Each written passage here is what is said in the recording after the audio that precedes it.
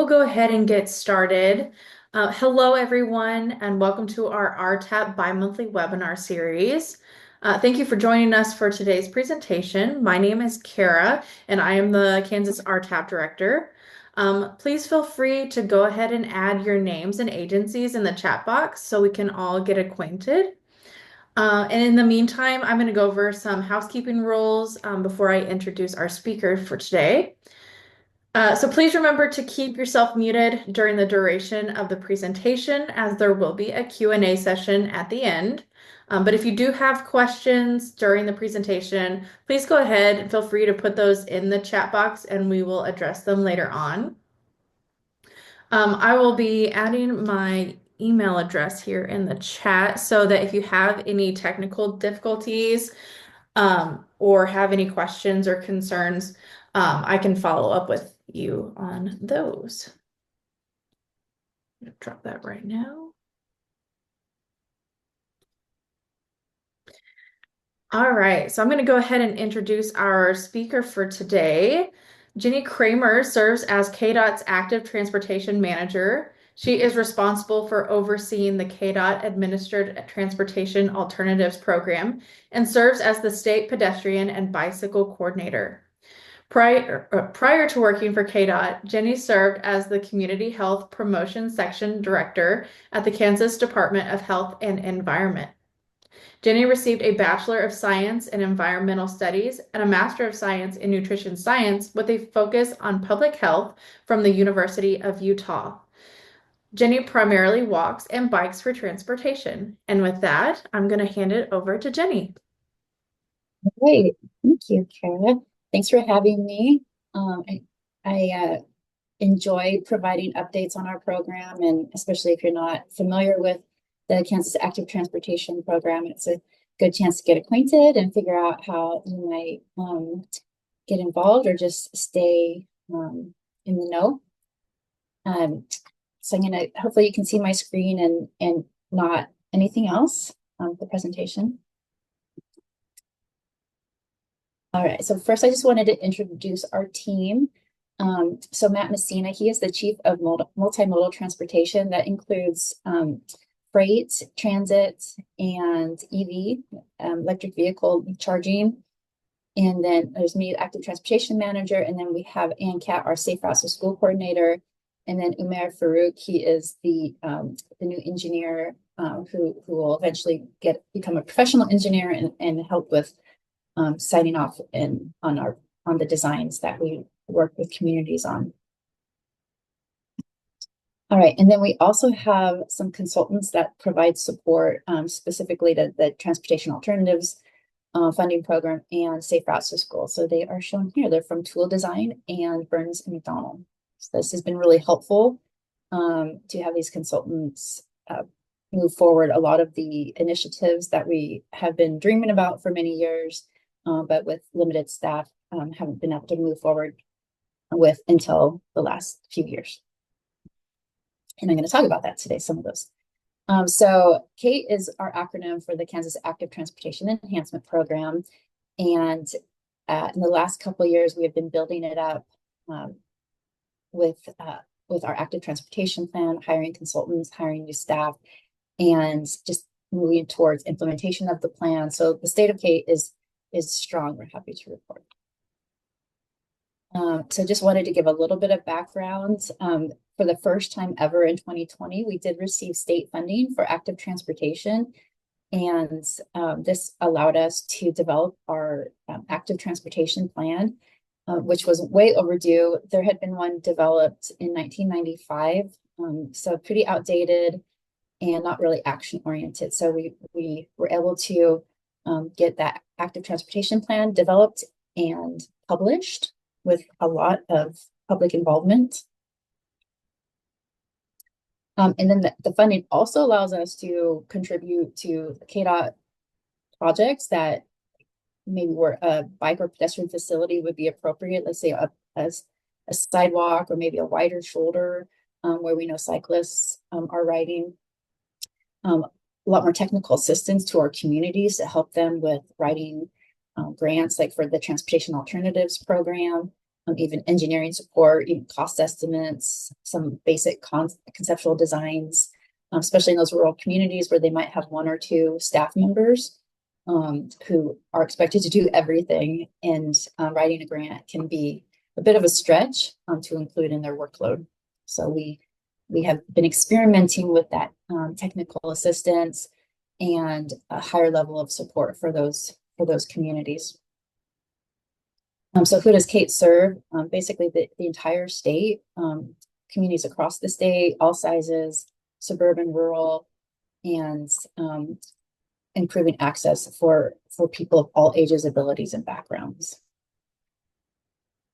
All right. So I did want to highlight a couple of report cards that we keep our eye on. So every couple of years, there's a bicycle friendly state report card, as well as a safe routes to school report card.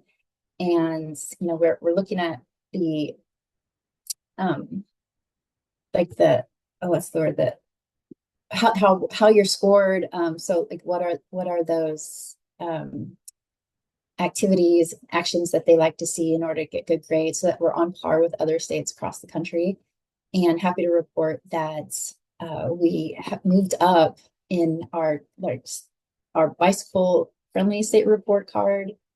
And I want to look, we went from 30 to 21. So the 2 years ago, we were ranked at 30. This round, 2024, 21. And yeah, our Midwest ranking also was improved. So that was exciting to see. And then in addition to that, we were named the most improved state on the Safe Routes to School report card, 1 point away from the highest ranking. So it was really exciting, and on par with other states like Minnesota and Ohio and Vermont. So really excited about that, because we've been working really hard to build that program and increase awareness of it across the state. So what have we been up to? Quite a lot. So I just wanted to revisit, if you're not familiar with the Active Transportation Plan, this is our vision, where Kansas will be a place where people of all ages, abilities, and backgrounds have safe and convenient options to walk, bike, roll, and use other active modes for transportation and recreation. And we have these goals that we focus on: safety, equity, mobility, community health and vibrancy, culture shift, and education, and system longevity. So maintenance is very important. All right, and so some of the immediate plan actions that were identified that we've been able to accomplish are adopting the Active Transportation Plan within KDOT, and then beginning to incorporate the recommendations in the plan into the work of KDOT, like in other programs, like road improvement, bridge, local projects, the C-CLIP, the city connecting links. And so that's been a huge success. I'll talk about it a little bit more later. And then widely disseminating the plan, communicating the plan, the priorities, so that we can all be working at a statewide level to move forward these strategies identified through statewide processes and public engagement. So this wasn't a plan that was just developed through KDOT. Like we had, gosh, I can't even remember now. Like it was right when COVID hit, so we ended up doing them virtually. So we had all these workshops and public engagement. I think it was like over 20 virtual sessions where we brought in different stakeholders and people from all over the state and different districts.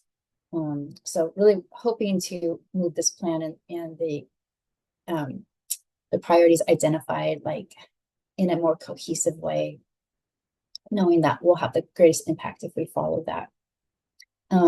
Forming an advisory committee. So we just had our inaugural meeting, and it is, I don't know if it's almost, so like we decided on a name, and it's the Kansas Active Transportation Advisory Committee. So updated, we did have the Plan Advisory Committee that was focused on helping with the plan, and now we have an advisory committee that will be focused on implementation of the plan, as well as just other advisory type activities to support each other. We had an active transportation summit, which I'll talk about in a second. And then just a couple of other things that we're working on now is developing an internal system for tracking. And we have a report that will be released in March, as well as some progress updates. So we're already ready to publish our first rendition of that. and then institutionalizing a process to keep our plan updated every 5 years. So it's always relevant. All right, so mentioned the summit. We had our first Walk, Bike, Roll Active Transportation Summit in McPherson, Kansas. So that was a lot of fun. You can see images of mobile workshops where we got people out. We were lucky to have perfect weather. And the city of McPherson allowed us to use their community center, which was recently renovated. All right, so that was 2.5 days, and we had 14 sessions, 5 mobile workshops that were repeated, and we were able to provide scholarships to people who maybe didn't have an organization that paid for their attendance. So it included like registration and hotel and travel. And we had nearly 140 people register. See some of the topics here that were included. So we really tried to hit on topics in the plan like as a way to increase awareness of what's in the plan, but then also what the priorities are, and where we needed more training and education and movement.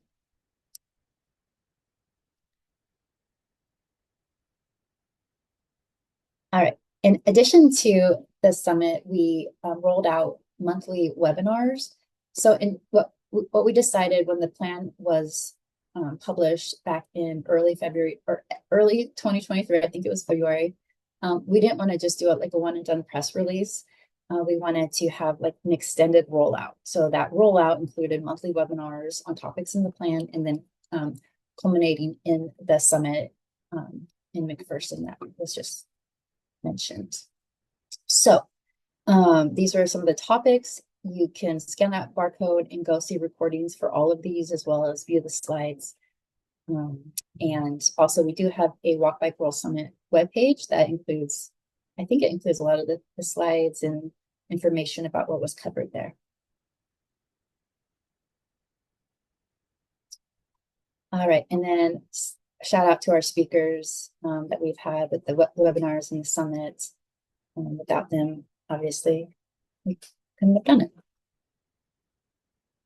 All right, another program we are really excited about that's going really well is our Safe Routes to School program. And we did launch that as part of the Walk, Bike, Roll Summit. So on the last day, it was dedicated to Safe Routes to School, rolling out our new process, new vision for what it was going to look like, communication strategies, all of that. So I'm going to go into that a little bit more now. We formed our advisory committee soon after the Walk, Bike, Roll Summit concluded. So these are our current members. There's 16 amazing people from around the state and with different backgrounds.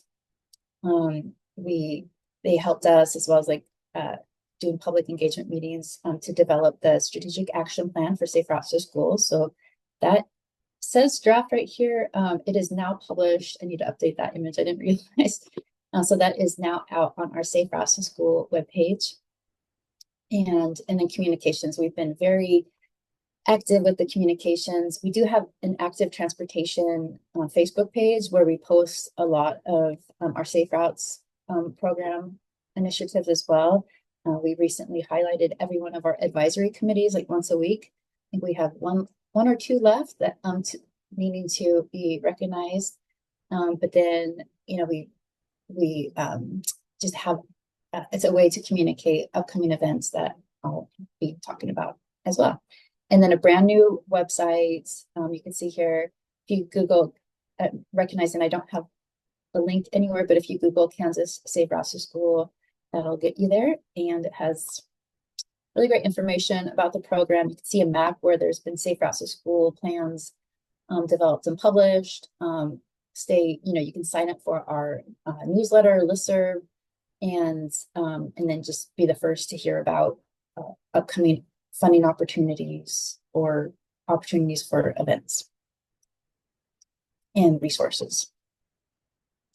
All right, so just to talk a little bit about those.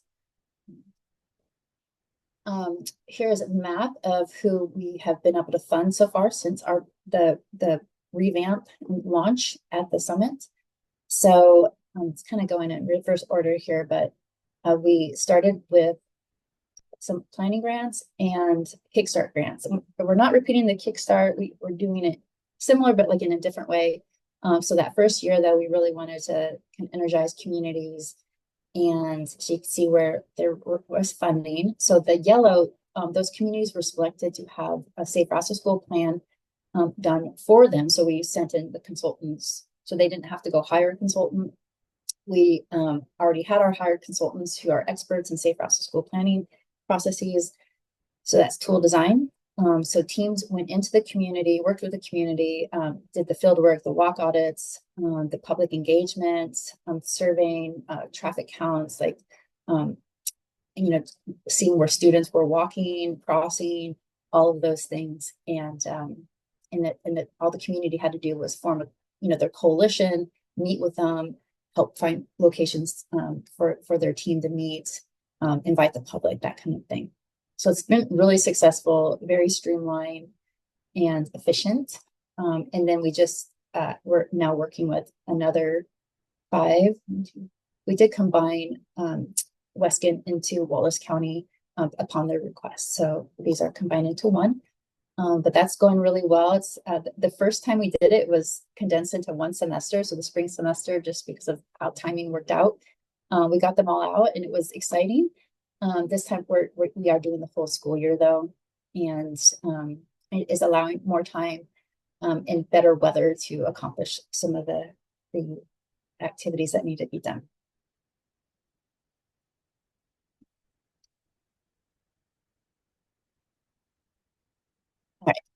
All right. For the first time, we promoted Kansas Walk and Roll to School Day through the development of a toolkit for schools, and it was Kansas specific. We had flyers, banners, and a full toolkit that's explaining exactly step by step how to have a walk to school day, like what's involved, a timeline. So this was something we developed to have available to communities so that they could start doing these types of events to really promote walking in their communities. Now, we're not a huge endorser of one-day events, knowing that they're unlikely to change behavior. But these are really great events to kick off a longer term initiative, like say a walk to school or walking school bus or a bike train, so that say a funding opportunity were to come up to hire a coordinator for a walking school bus, then this event could kick that off. So then the students are already used to it. They're already thinking about pickup zones and routes and those types of things. So, and we did offer some sort of encouragement materials as part of that, including these really great banners and stickers, bookmarks, that type of thing. But we would get a lot of questions like, are you doing anything for the walk to school day? And now we can say we are, and we have this resource available. So more communities across the state can start participating as well. And just good looking stuff too. So that's nice to have. What's up next is the Kansas Bike to School Day. That's May 7th. And so we have a toolkit that'll be launched on Monday, March 3rd. And so that toolkit will be available, downloadable resources such as the flyers and posters. We will have a limited number of banners printed that we can ship to schools, as well as some other items such as for those schools that are having an event, they can order bike lights, bells, and there's something else, but also like a kit for repair or maintenance on bikes. So like a multi-use tool, a pump, first aid kit to go along with the riders. And I think that might be it. So it'll be up to 50 per school while supplies last. And this is something we're trying out, again, similar to the walk to school day. It's a bit more difficult to pull together a bike to school day if communities aren't used to or don't have a culture of kids biking. So we're not expecting a huge turnout, maybe half of what we had for walk to school day, but we'll kind of see. It's a good way for us to see what communities might be ready to do a kind of longer term, say, bike train initiative. All right, and then we're working on other things like the bike rodeo kit, a traffic garden kit, walking school bus kit.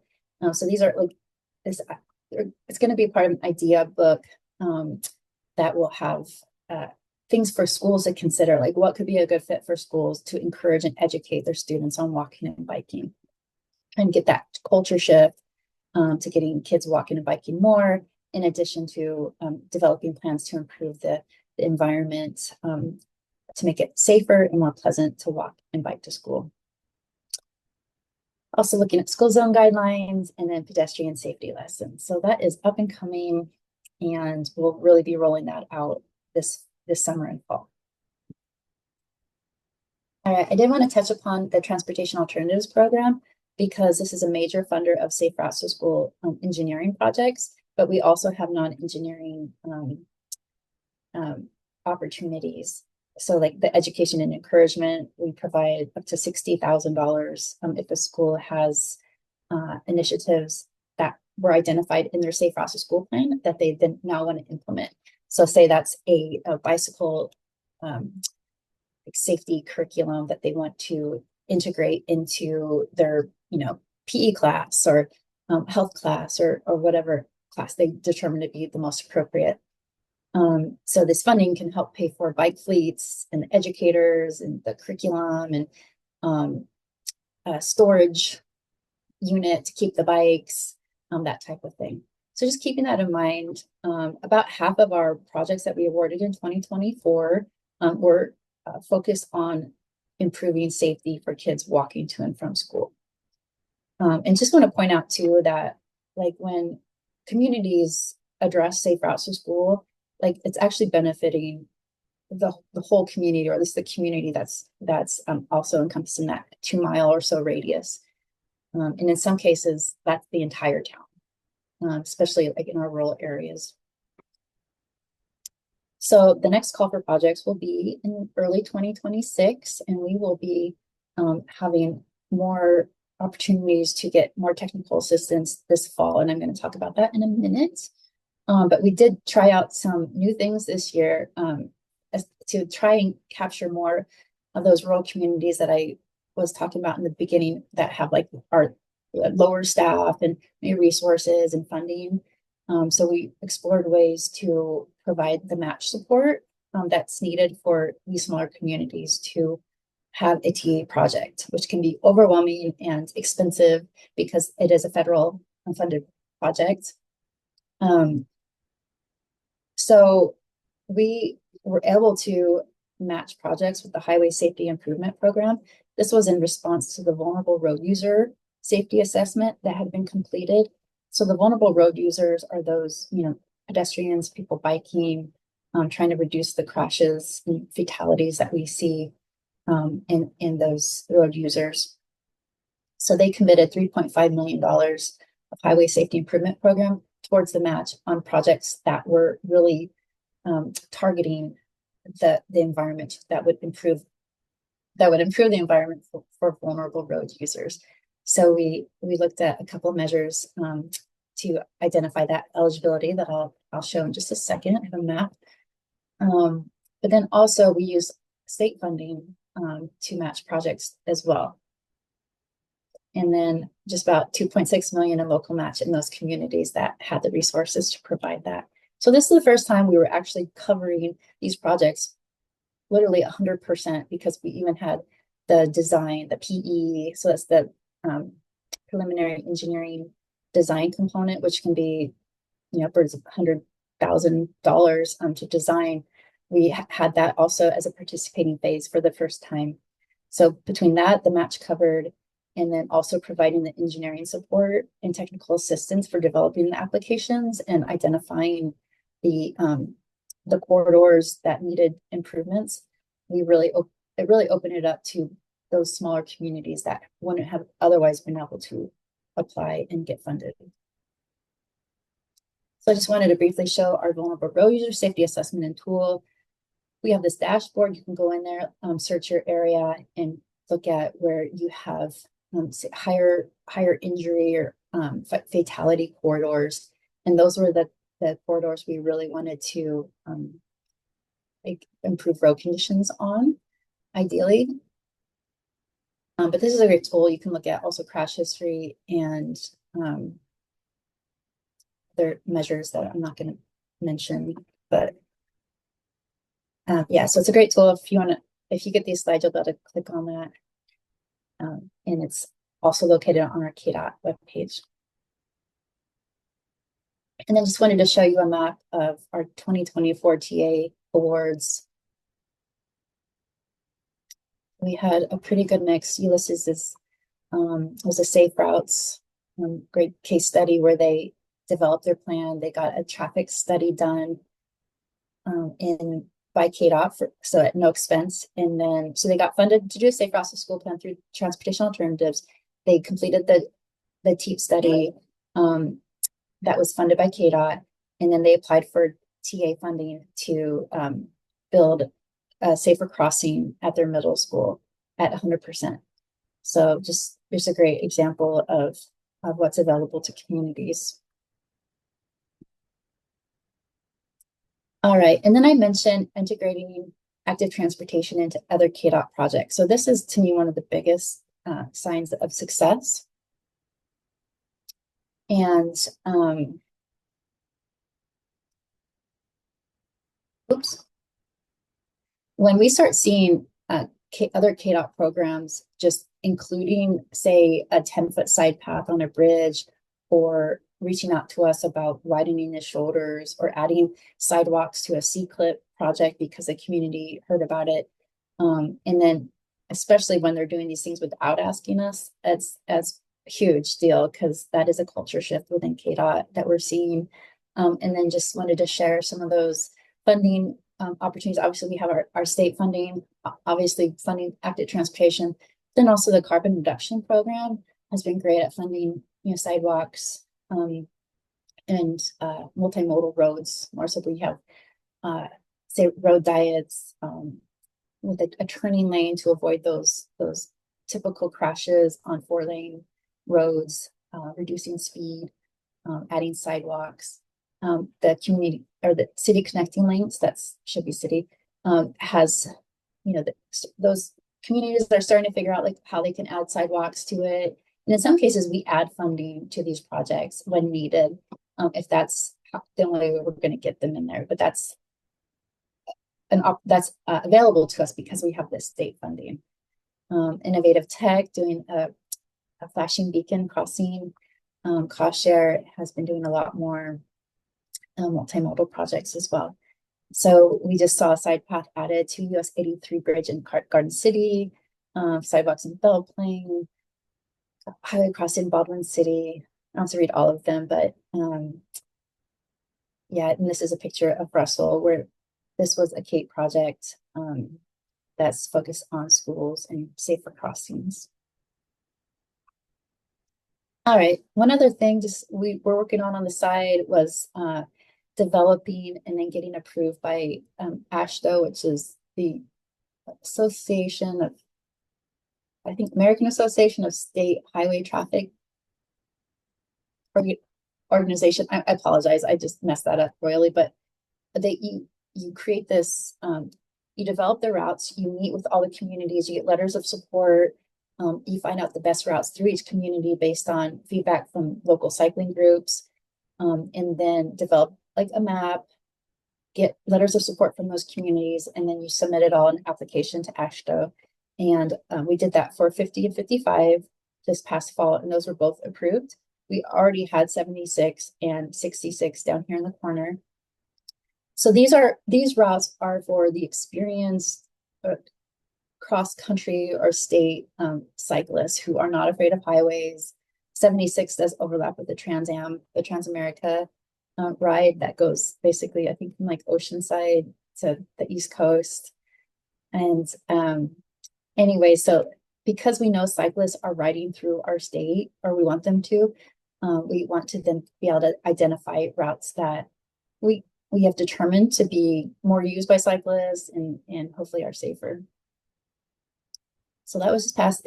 The signing plan should be complete in the fall, or the routes should be signed in the fall for the 50 and 55. It does overlap with the Prairie Spirit Trail, which is nice. And then does anyone know where this Raspberry Pi is from along the 55? It's I think it's Garnet, like the Dutch Cafe, right? You heard of that? I think that's the name of it, the Dutch Cafe in Garnet. Okay. My attempt at Alicia, are you gonna say something? No? Okay. Well, if you haven't stopped by there, definitely go check out that Dutch cafe because they have the best pie among many other wonderful things. And if you are on your bike, you will ride right through there and be able to have a great meal. So that's what we're going to be promoting more on our Kansas bicycle map that we're in the process of revising for 2026. And we'll be highlighting the bike routes, what communities it passes through, and what are those gems in each of those communities. All right, it's a great economic development strategy for sure. All right, and this wanted to point out some of our resources that were developed as part of the active transportation plan. So we have our active transportation planning toolkit for small and mid-sized communities. I'm pretty sure I've presented to this group before, and it might have been just on that tool. But this is great, again, for those smaller communities who maybe don't have the resources to hire a consultant, or maybe don't need to. It might be overkill to have that in their community. So it's a turnkey toolkit where basically it has all the instructions for that public engagement, walk audits, mapping. So it's like a plug and play with your information. And then you have a plan that is really critical for getting the funding that you need. So like if a community does not have a plan, they're going to be less competitive for getting funding. So having that plan in place, even if it was just done by the city and public health, the health department and other community advocates, that works fine. If you can show the funder or KDOT, if they're doing a project like, hey, in our plan, we wanted sidewalks on this stretch. Therefore, you need to put sidewalks or include sidewalks as part of this KDOT project. It speaks volumes. It is very hard to deny that, and it's taken very seriously by KDOT when they see that's part of a plan. All right, and then we have our crosswalk guidance and guide to crosswalk countermeasures. This is based on the Federal Highway Administration's Safe Transportation for Every Pedestrian. Really great tool. In particular, there is a table in there that say you have a road that you're worried about is unsafe. You can go to this table and look at the number of lanes, the speed limit, the sign speed limit, the average daily traffic. If you don't know how to get that, I can help you. And then it tells you what the improvements that are recommended. So like if it's a high visibility crosswalk or a flashing beacon or a full stop pedestrian beacon, bulb outs, ways to slow traffic, that kind of thing. Very helpful. So definitely look at that if you haven't already. And then active tourism toolkit. This is a way to really highlight the natural resources in our Kansas communities and also presents the economic argument for just attracting people for the recreation opportunities, and especially in smaller towns along the trail, the Flint Hills Trail, Prairie Spirit, etc. All right, some upcoming work. We'll be exploring complete streets policies and context zones. So that is basically designing roads that are more sensitive to the actual context. So like, say you have a neighborhood and across the street is a park, a little bit of retail. You want to design those roads, assuming there's going to be people walking and biking in those areas, setting the speed limits appropriately, having traffic calming as needed, so that you aren't having those conflicts that would result if you did not consider the context and just looked at the road configuration. Mentioned that developing and making available more safe routes to school resources. We will be exploring district active transportation plans, so like more regional active transportation plans and how communities are connected. And then I mentioned our active transportation advisory committee just started meeting again. We will have our Kate report published in March. I almost say this month, which I can't believe it's already March tomorrow. And then our Walk Bike Rural Summit is tentatively scheduled for October 29th through 30th in Florence, Kansas, right on the river. And then as part of that summit and then other work, we will be preparing the transportation alternatives and safe routes to school call for projects that will be released in early 2026. We are planning to have a workshop at the summit, at least a half day, to meet with communities, talk to communities, and help them think about what they'll be applying for and how to have the best application possible. Right. That was a lot. No, all kinds of fantastic information. Thank you for the updates. Anybody have any questions?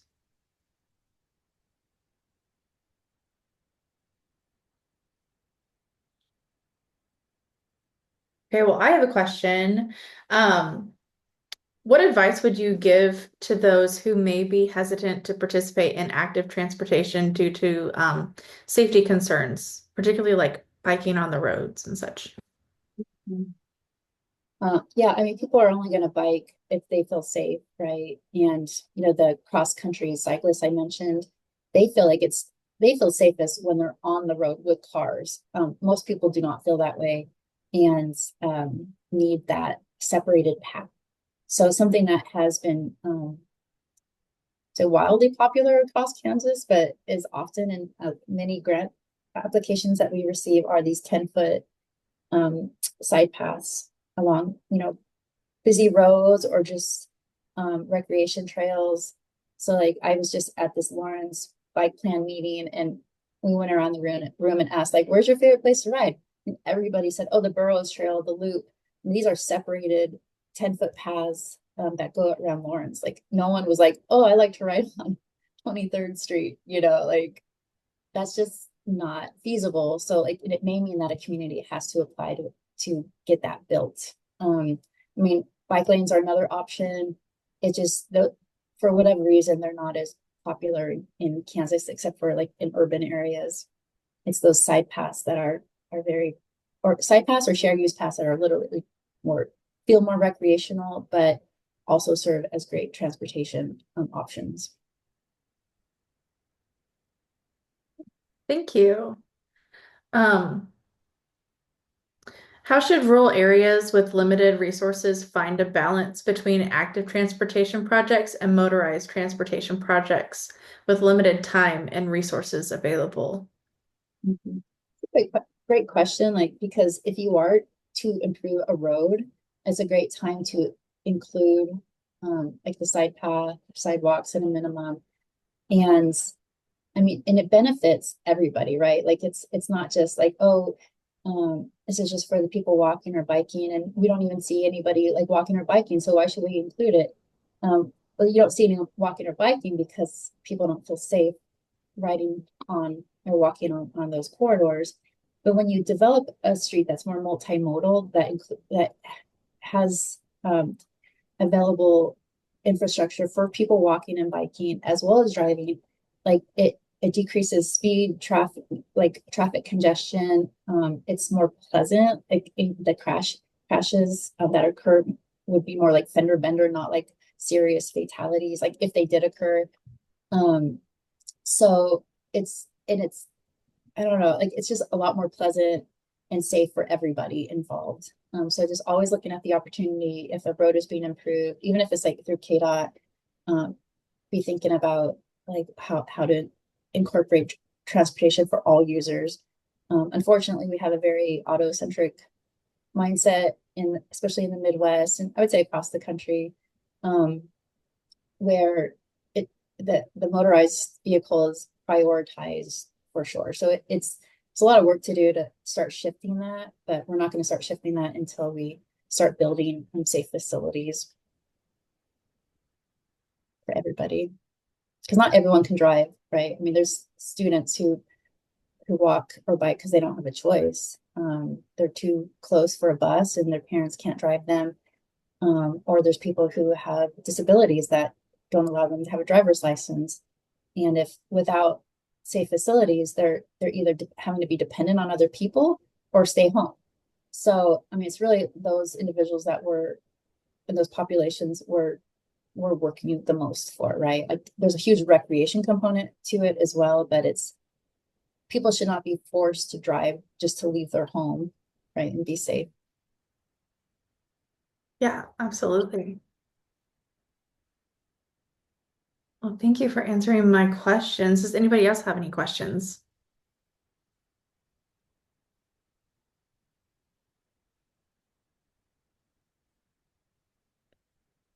And I do have my contact information here. Here's a QR code you can scan. I think that was on there before, just the active transportation page. But from there, you can get to our main page that has all of our resources. Um, and sign up for Safe Routes to School if you haven't, or if you're interested. Otherwise, yeah, don't hesitate to reach out. And if you have any questions or concerns, Yes. Thank you so much, Jenny, for speaking with us today. I just wanted to let everybody know that this webinar was recorded, so it will be on our YouTube channel, and I've posted that link to our YouTube in the chat. Feel free to go check it out for any previous recorded webinars as well. Um, and again, thank you so much for everybody joining today, and especially to you, Jenny, for all of the information that you shared. yes, thanks for having me. All right. Well, everybody have a good rest of your day and a great weekend.